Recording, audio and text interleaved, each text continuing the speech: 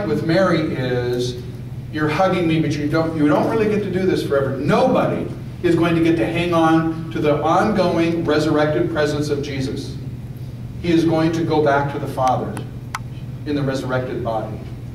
That's the point with Mary.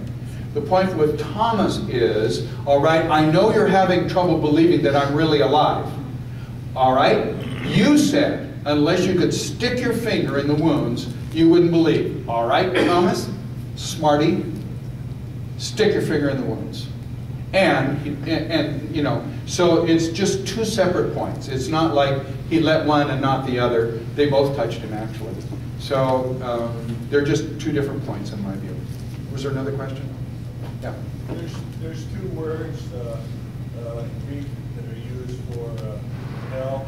We translated hell, but one is Gehenna, the other is Hades. Hades was the place that Lazarus went to in paradise, and Jesus also said the other thief would be with him in paradise that day, the same day. So that's the hell they're talking about he went to. And so you got the hell that's not so good, which is where the rich man was and Lazarus was there. Then you got Abraham's bosom, which is where Lazarus was. And he takes captivity captive, he takes them with him. Right, suggesting that there's a distinction between some of the Greek words and the Hebrew words about hell, and where Jesus went in reference to the Apostles' Creed, he descended into hell, may well have been to a different place. That's new to me. I haven't heard that. I'll think about it. Gehenna is the lake of fire, not Thanks. Thanks. To tell you the truth, I haven't really spent a lot of time on that, and so thanks. Are you making a case for when we're resurrected, we lug these bodies with us? Well, we're going to talk about this next week. Oh, okay. We're going to wait till next week. Come back next week. I mean, you sort of have Christ going through space as a missile to waiting to get to heaven, wherever heaven is. Wherever heaven is. Is heaven created? Yes. Is heaven part of creation? Yes. Yes, it didn't make itself. So who made heaven? God. God. Which is, by the way, a good thing to remind Americans who seem to think that they made heaven and that they get to describe what it's like. Heaven exists because there's a God who made it, which is why this universe exists. It seems to me, although it isn't clear scripturally, that heaven is a different part of God's creation, different from the universe. The telescopes are never going to find heaven. I don't believe. I agree. That would tickle me no end if they did. Yeah. Well, I was just following up on that. I've been sitting here thinking about how the story could have worked out if Mary had gone to the tomb and the body was there. I mean, but Jesus himself had risen, but the body was still there. How that would have, how they would have believed it. So how would it have worked out if Mary had gone to the tomb, the body was still there, but Jesus was risen? Where do you go with that? I think that's why he nowhere. Nowhere, someone says. That's why he resurrected Jesus. There's no question about the prominence of the empty tomb. There's just no question about that. So, so the question then is, what does that mean? And that puts us into all of the interesting conversations about our own life, death, and resurrection.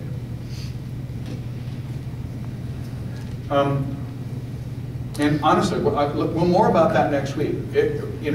Read 1 Corinthians 15 this week at home and see what it has to say about bodies. Karen? The whole thing, yet we believe it fully, is so hard to comprehend. Yeah. Are there resources, and is there a list of things you can give us free to help us understand? Can we have some more dialogue? It's a really big deal to understand the body and the spirit and the ascension. Yeah. Well, honest to Pete, we're going to spend this week and next week talking about this. So, honest to Pete, next week we're going to deal with what Paul wrote in 1 Corinthians 15. And I don't know. Let me think a little bit about your question. Karen asked, are there resources that you can look into about this? You can certainly use your NIV study Bible and take a look at take a look at 1 Corinthians 15 and take a look at your notes. Pretty much all study Bibles are pretty reliable about that stuff. Okay, and so, take a look at what it says. The other thing is, go back and read all of the Gospels' resurrection stories, especially Luke. Go back and read Luke's resurrection stories. And if you want to, and the rest of John's, and if you want to, make a list of continuities. In what way was Jesus the same before his death and after his resurrection? In what ways was he the same? Make a list. And then make a list, in what ways was he different? And then if you want to ask the $64,000 question, the question is, what does that suggest about our death and resurrection? We do not teach the resurrection as a concept or a philosophical idea or a principle. We did not arrive at this intellectually. Intellectually, it's absurd. We arrive at the idea of resurrection because Jesus died dead and they buried him. And then they saw him again. The tomb was empty and they saw him, touched him, ate with him, and experienced him. It happened in space and time. It didn't happen in heaven. It didn't happen in Never Never Land. It happened in the world in which E equals MC squared. It happened in history. That's the claim. God is around doing stuff. The Shroud of Turin is on display. The Shroud of Turin is on display again. It says the headpiece was separate from the rest. What's your gut?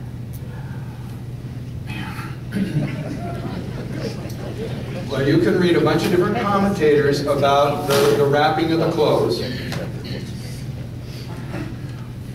The reason there's a blank piece of paper on your desk, it'll be there next week too, because we're going to get to it. My favorite thing to do takes half an hour, and we got 7 minutes. So, but this is all really useful. And in fact, it's a delight. And thank you for great questions. What was her question? The question is about the wrapping around the head was folded up and laid separately from the wrappings around the body. When I grew up, what I heard about this passage is that it was very clear that Jesus had risen right through the grave clothes and that they were still in the shape, of a body. If you kind of picture it like a mummy sort of wrapped up, and then the head was wrapped separately, and Jesus kind of came up right through them. That might be what happened, but it isn't what it says.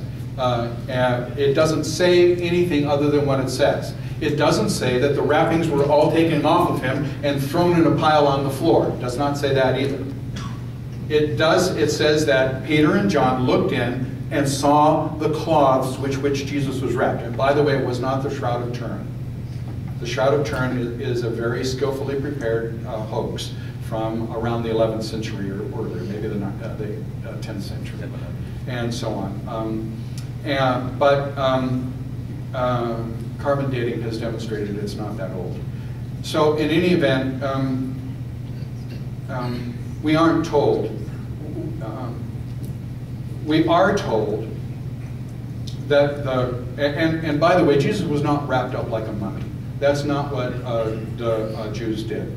The Jews wrapped you up in strips of cloth, picture kind of like sheets or something, and they were wrapped around them, and there was apparently a separate wrapping for the head. And as they prepared the body, they put spices near the body. Remember there were 75 pounds of expensive spices from Nicodemus, I think, and when Joseph and he buried Jesus.